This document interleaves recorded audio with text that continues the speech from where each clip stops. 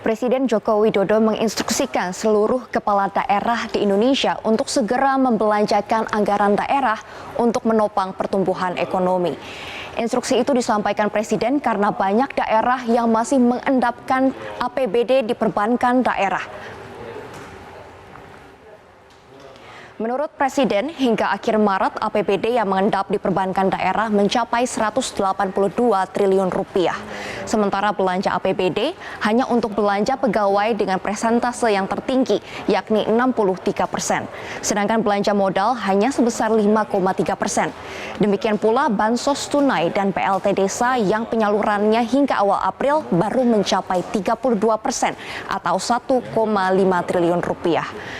Karena itu, Presiden memerintahkan para kepala daerah segera membelanjakan APBD, terutama untuk belanja modal, untuk mendorong perekonomian daerah dan nasional. Presiden optimis target pertumbuhan ekonomi secara nasional sebesar 4,5 hingga 5,5% tahun ini bisa dicapai, seiring dengan upaya penanganan COVID-19.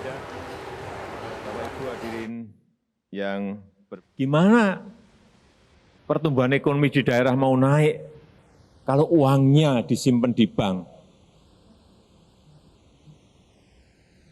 hati-hati. Saya sudah sampaikan bolak-balik ke Menteri Dalam Negeri untuk mengingatkan semua daerah agar segera mensegerakan belanja APBD, baik belanja aparatur maupun belanja modal. Tapi yang paling penting belanja modal ini disegerakan.